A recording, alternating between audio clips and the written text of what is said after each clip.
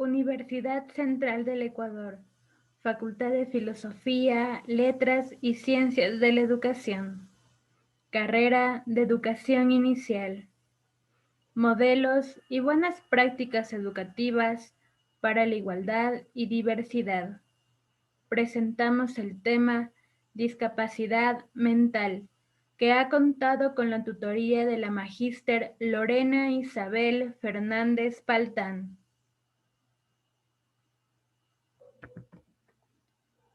Como expositoras tendremos a las estudiantes Amy Casa, Fernanda Chipuxi, Cristina Vega, Evelyn Yamberla y Natalie Yanguisela. Como antesala a la exposición, presentamos la dedicatoria. Dedicamos el presente trabajo de investigación a nuestras familias. Los logros que alcanzamos en nuestro proceso de formación es gracias a ustedes, a su paciencia y comprensión. Sin ustedes no seríamos nada, y todo el esfuerzo que hacemos es con el afán de llenarlos de orgullo y recompensar todo el amor que nos dan. Agradecimientos. En la presentación de nuestro trabajo de investigación, queremos agradecer a nuestras familias y amigos que han estado apoyándonos constantemente con sus palabras de aliento y tiempo. Principalmente, agradecemos a nuestros padres por facilitarnos los recursos necesarios para la elaboración de nuestro trabajo, además de motivarnos e impulsarnos a continuar con nuestra formación. Y de manera especial, agradecemos a la persona que nos abrió su corazón para contarnos su testimonio.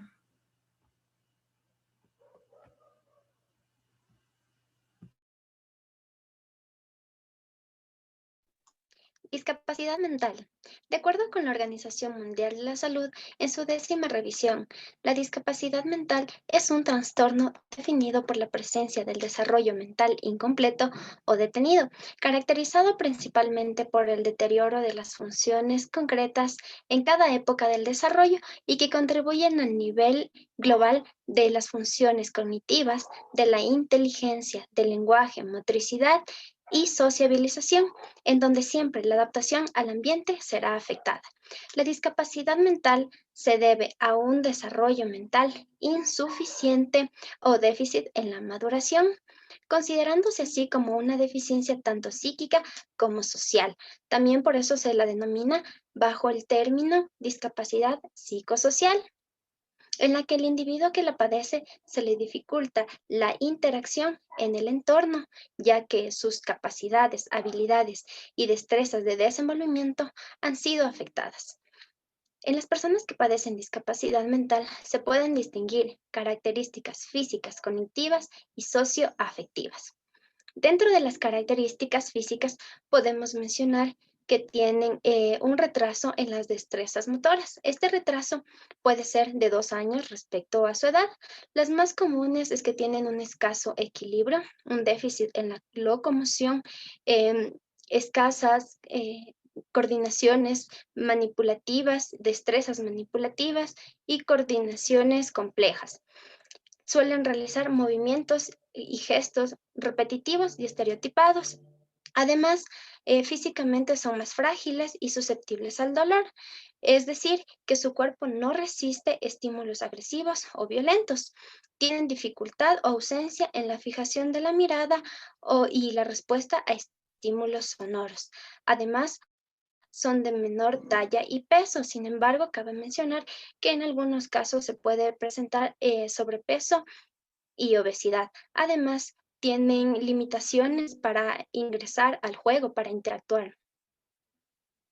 Dentro de las características cognitivas, podemos mencionar que tienen inestabilidad en la atención y la concentración.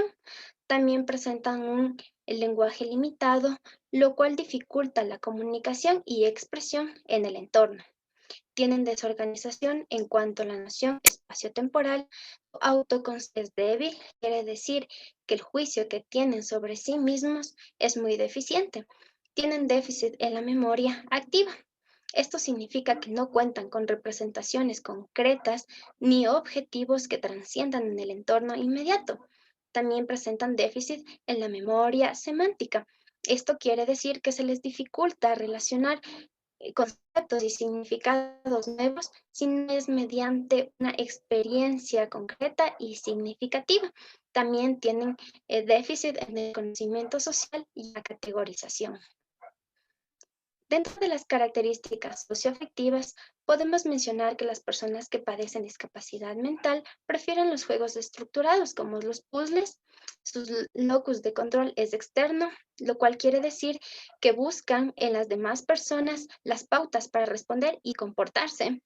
También presentan ansiedad e impulsividad. Tienen altos niveles de frustración, es decir, que piensan que todo lo que dicen o hacen terminará mal. También presentan déficit en plantear posibles alternativas para la resolución de conflictos. En el caso de los niños, presentan un retraso evolutivo en el juego. Los tipos.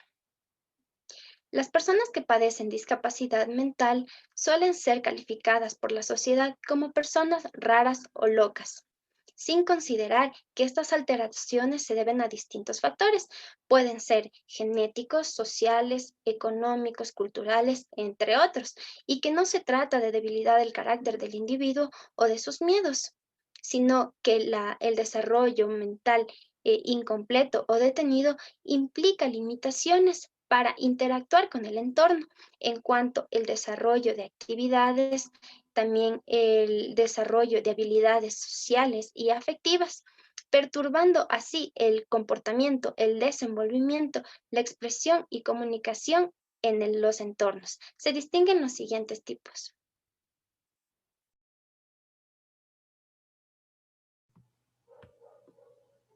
La primera tipología que presentamos es la psicosis. Según la Asociación Americana de Psicología, con sus siglas en inglés APA, la psicosis es un trastorno mental grave de origen orgánico o emocional que repercute en la capacidad de una persona para pensar, recordar, responder emocionalmente, interpretar la realidad y desarrollarse en la vida habitual con comportamientos normales.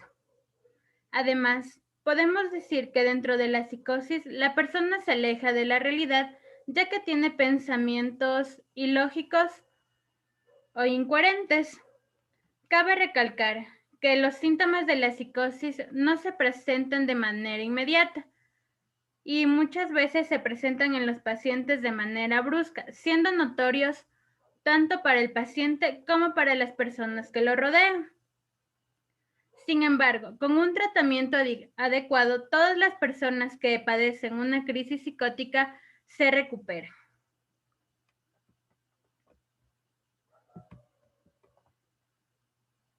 Presentamos síntomas positivos de la psicosis. Asumimos un síntoma positivo como una característica agregada al comportamiento de una persona estándar o dentro de la norma. Tenemos las alucinaciones, que son de carácter interno y por lo general son sensoriales. Las más comunes son las auditivas, es decir, la persona va a escuchar voces en su interior y va a tender a realizar las acciones que tiene en su cabeza. Tenemos los delirios. Los delirios son causados por un factor externo, lo que le alejan a la persona de la realidad. Presentamos varios tipos de delirios. Entre los más significativos, el de control. La persona no es capaz de controlar sus emociones ya que existe una fuerza interna que lo controla. De referencia. La persona va a pensar que están hablando de él, que lo están atacando a sus espaldas y va a tender a reaccionar de una manera agresiva. También tenemos los delirios de robo de pensamiento o inserción de pensamiento. Aquí, cuando tenemos el robo de pensamiento, la persona no va a actuar, ya que piensa que los que están a su alrededor van a conocer su accionar. En la inserción de pensamiento pasa lo contrario. Tenemos esa fuerza interna que le impulsa a la persona a hablar de una u otra manera. Tenemos las alteraciones de pensamiento. Aquí existe una disociación entre una idea u otra. Nosotros le vamos a realizar al paciente una pregunta sobre un tema y ella nos responderá algo totalmente fuera del tema y sin embargo su respuesta será estructurada. Como síntomas negativos de la psicosis. Muchas veces vamos a pensar que la persona tiene pereza o que es despreocupada. Sin embargo, esto no es así, ya que la psicosis lo va a alejar de su medio social. Por lo tanto, la persona tendrá descuido en su higiene personal, tendrá desmotivación para realizar algunas acciones, su tiempo de respuesta aumentará, incrementándose el bloqueo del habla. Cambio en las conductas diarias. La persona tendrá a alejarse de los grupos y querrá estar sola. Pérdida del interés para realizar sus hobbies o actividades de rutina. Dificultad para expresar sus emociones. La persona se volverá más fría o insensible, algo antipática. También tenemos afectación a nivel cognitivo en algunos casos, ya que puede existir alteraciones en las funciones ejecutivas como la flexibilidad mental, la atención, concentración, memoria, entre otras. Cabe recalcar que la psicosis también puede venir acompañada de algunos trastornos mentales, como ansiedad, depresión.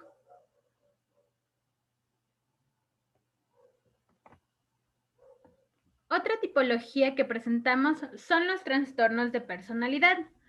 Según el DSM-5, entiende los trastornos de personalidad como un patrón permanente de experiencia interna y como un comportamiento que aleja al sujeto de la realidad, siendo esto un poco generalizado, ya que dentro de los trastornos de personalidad ningún sujeto va a presentar los mismos comportamientos, ya que esto depende de su psiquis, volviendo los comportamientos de manera heterogénea. Definimos la personalidad también como el conjunto de las emociones y conductas que tiene una persona. En una persona normal, nosotros podríamos identificar el accionar de esta persona con cierta acción. Sin embargo, en un paciente que padece trastornos de personalidad, para nosotros será casi imposible determinar su accionar.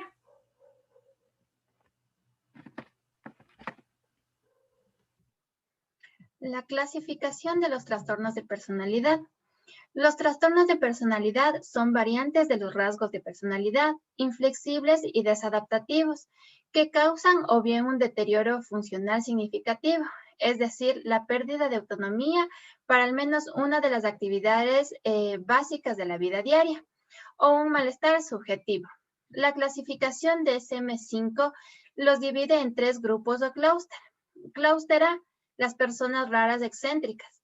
Clúster B, dramático emocional. Clúster C, ansioso temeroso. Los trastornos de personalidad del grupo A se caracteriza por pensamientos o comportamientos excéntricos o extraños.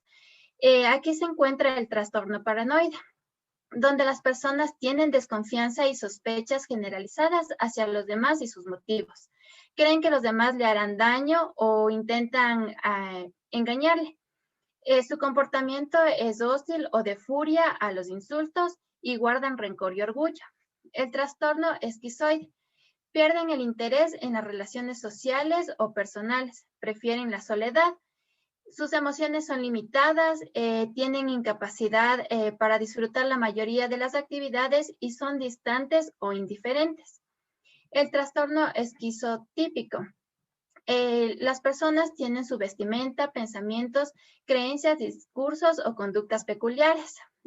Sus experiencias sensoriales son confusas y tienen una inadecuada expresión emocional o respuestas emotivas. Los trastornos de la personalidad del grupo B se caracteriza por pensamientos o comportamientos dramáticos, excesivamente emotivos o impredecibles. Aquí se encuentra el trastorno de la personalidad antisocial. en donde las personas tienen indiferencia con los sentimientos ajenos, mentiras y uso de apodos constantes, comportamiento agresivo y ponen en riesgo su seguridad y la de los demás. El trastorno límite de la personalidad. Las personas que lo padecen piensan que su imagen personal es frágil, tiene relaciones inestables e intensas, cambios en el estado de ánimo, a menudo como reacción al estrés intrapersonal y conductas suicidas. El trastorno histrónico de la personalidad. Estas personas tienen la búsqueda constante de atención, fácilmente influenciables, sus emociones son poco profundas, que cambian rápidamente y sienten preocupación excesiva por la apariencia física. El trastorno narcisista de la personalidad. Tienen la creencia de que es especial y más importante que los demás. Fantasía sobre el poder, el éxito y la atracción. Incapacidad para reconocer las necesidades y los sentimientos de los demás. Exageración en sus logros o talentos. El trastorno de la personalidad del grupo C se caracteriza por pensamientos o comportamientos de ansiedad o temor. Trastornos de la personalidad por evitación. Estas personas tienen sensibilidad excesiva a las críticas y al rechazo. Inhibición, timidez y aislamiento en el plano social. Evitan las actividades nuevas o reunirse con personas extrañas. Su timidez es extrema en situaciones sociales y en las relaciones personales. El trastorno de la personalidad dependiente. Dependencia excesiva de los demás y sentir la necesidad de que alguien les cuide. Su conducta es sumisa o abada hacia los demás y tienen falta de confianza. El trastorno de la personalidad obsesivo-compulsiva. Tienen mucha preocupación por los detalles en el orden y las normas. Perfeccionismo extremo, incapacidad de delegar tareas, rigurosidad y obstinación.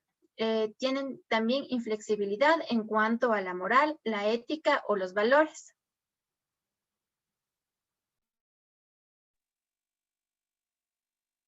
Trastornos de personalidad.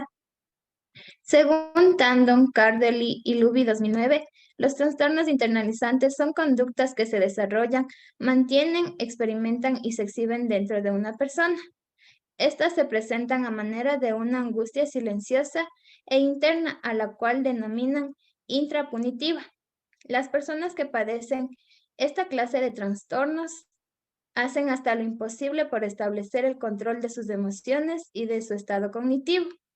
Debido a esta razón, se los denomina como enfermedad secreta. Se caracterizan por causar tristeza, apatía, disforia, preocupación, culpa, nerviosismo e inseguridad. Según Merel 2008, existen 4 tipos de trastornos internalizantes, los cuales son depresión, ansiedad, retraimiento social, problemas físicos o somáticos. Los síntomas de la depresión son irritabilidad, pérdida del interés, tristeza excesiva, aumento de peso, problemas de sueño, agitación física, sentimientos de inutilidad e incluso piensan en la muerte. Los síntomas de la ansiedad son pensamientos negativos, interpretación ilógica de la realidad, ataques de pánico y incrementan su miedo y aumentan su sensibilidad. Los síntomas del retraimiento social son limitada interacción social, autoevaluación irrealista de su interacción social.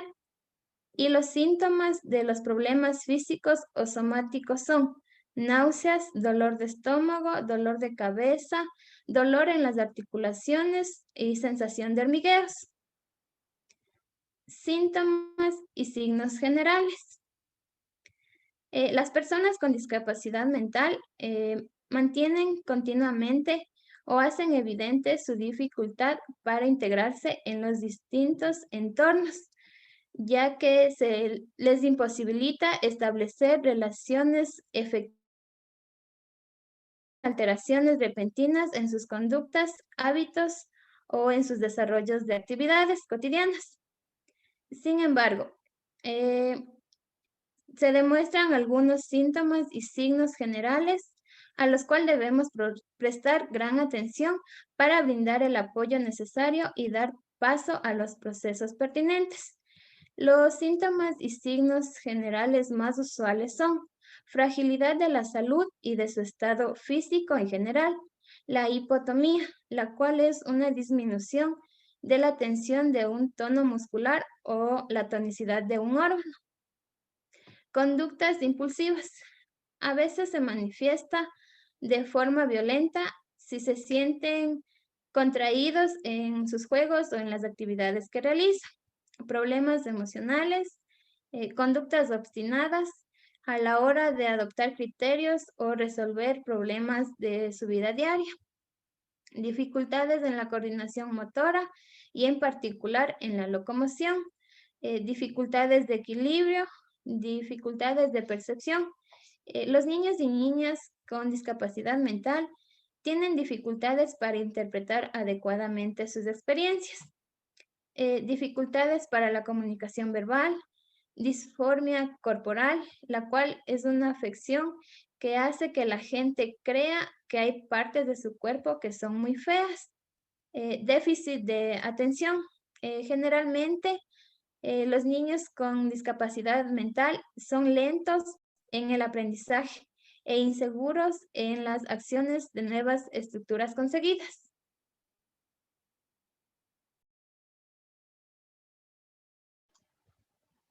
La fundamentación neuropsicológica. Dentro de la fundamentación neuropsicológica tenemos a la anatomía y a la fisiología. Con respecto a la anatomía, tenemos a las anomalías que en ciertas estructuras encefálicas tienen como ensanchamientos del sistema ventricular, alteraciones en la corteza prefrontal y temporal, así como en varias zonas del sistema límbico. El déficit de tejido cerebral, volúmenes disminuidos de sustancias gris en el hipocampo, la amígdala y la corteza temporal. Sin embargo, hay que tomar en cuenta que la sustancia negra es una zona del cerebro que contiene las neuronas que producen el neurotransmisor llamado dopamina. El tálamo integra la información que nos llega a través de los sentidos, con excepción del olfato. El hipocampo está involucrado en la memoria y el aprendizaje, mientras que la amígdala regula las emociones básicas. La fundamentación neuropsicológica fisiológica. Existen irregularidades metabólicas de los neurotransmisores implicados. Los neurotransmisores implicados son sustancias químicas segregadas por ciertas agrupaciones neuronales y actúan sobre proteínas receptoras con el fin de alterar la membrana de la neurona en la sinapsis, excitándola, inhibiéndola o modificando su sensibilidad de alguna u otra manera en la propagación del impulso nervioso. Los neurotransmisores implicados en la fisiología de la discapacidad mental son las del tipo de monoaminas. Las monoaminas son la dopamina, la norepinefrina, la epinefrina y serotonina. Se sabe que la dopamina está relacionada con la esquizofrenia y serotonina. Se sabe que y la serotonina lo están con los trastornos afectivos, incluyendo la depresión y las psicosis maníaco-depresivas. Por otro lado, tenemos a las sugerencias pedagógicas en el ámbito educativo. Con estas contamos con el de proveer a los estudiantes de espacios físicos donde puedan trabajar en un grupo y de forma colaborativa, donde exista flexibilidad para moverse y donde cada estudiante sea parte activa del aprendizaje. Pueden ser facilitadores de situaciones de aprendizajes en las que los estudiantes piensen y obtengan por sí mismos la información, mientras el docente cumple el rol de mediador únicamente. Fomentar actividades que desarrollen los infantes autonomía, utilizar material visual, tener reglas claras y revisarlas diariamente, realizar visitas áulicas para evidenciar avances. Finalmente tenemos las sugerencias pedagógicas en el ámbito familiar. Hay que resaltar sus capacidades y habilidades. Tenemos que brindar afecto, tratarlo como los demás hijos sin hacer distinciones, incluirlos en la repartición de actividades domésticas, emplear un calendario de emoción.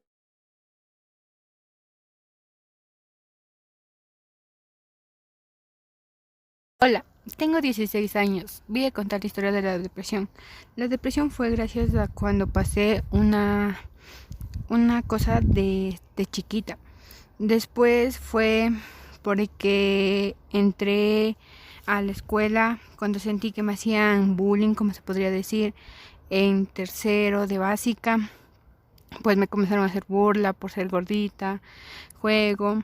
Cuando ya fue aumentando fue en séptimo, cuando hasta me empezaron a pinchar con los compás, a ponerme full apodos, sobrenombres, porque era muy gordita. Después entré en octavo, vinieron problemas con mis papás, con mi familia, me hicieron full bullying, también era joda, burla, también por ser gordita.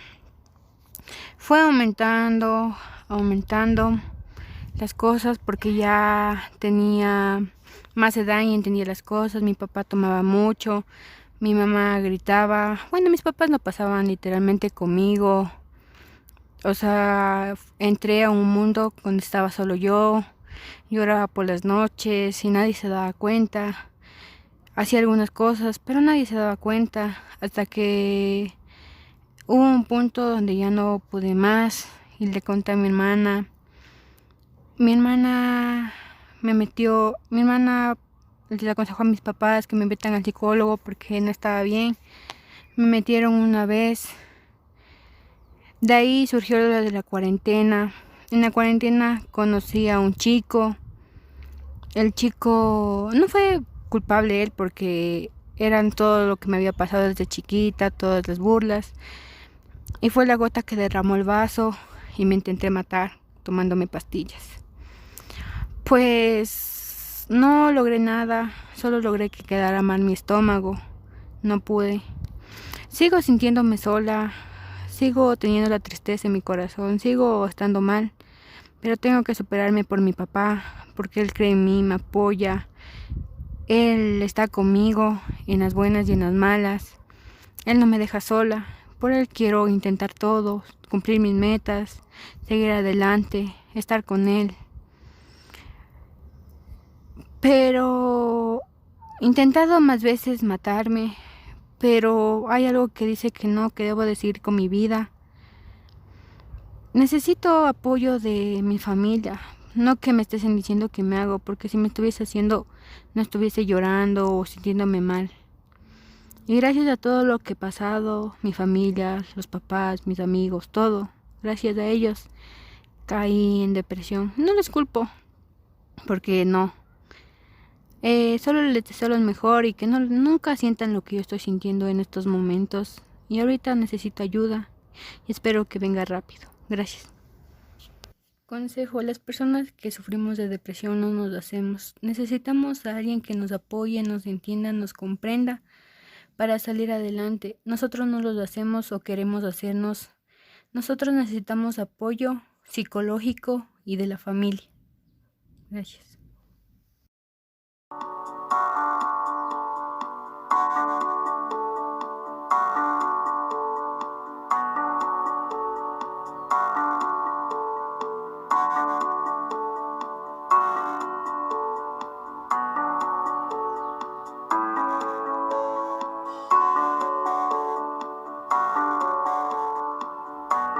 Presentamos las inseguridades de Miguel.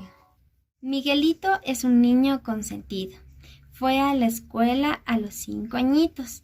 En las mañanas no dejaba de llorar porque extrañaba su hogar.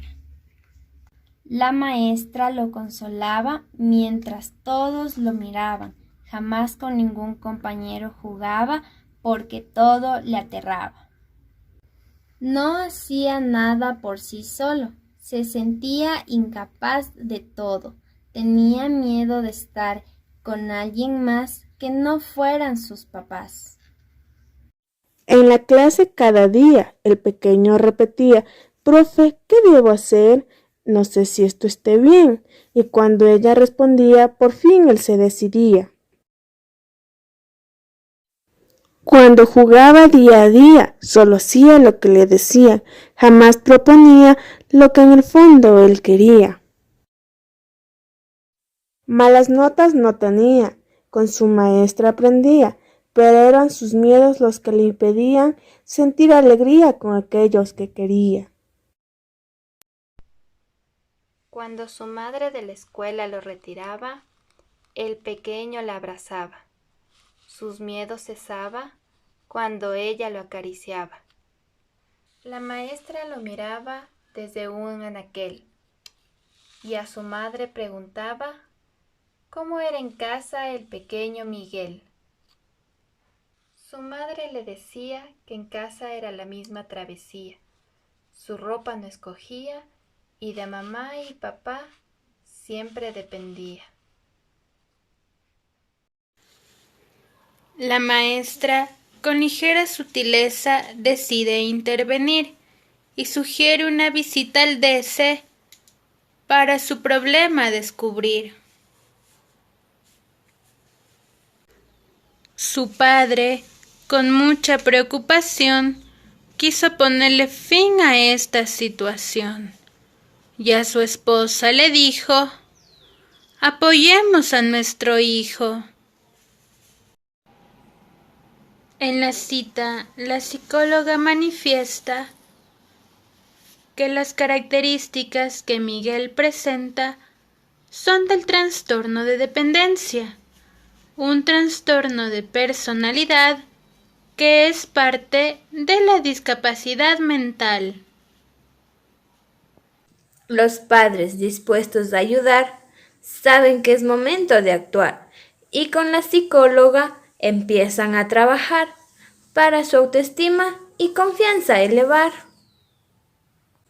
Con la terapia psicodinámica, la psicóloga empieza a trabajar para las conductas de Miguel modificar y así su vida empiece a cambiar. Después de varios meses, Miguel es un niño independiente, toma sus propias decisiones sin dudas ni complicaciones. Y fin.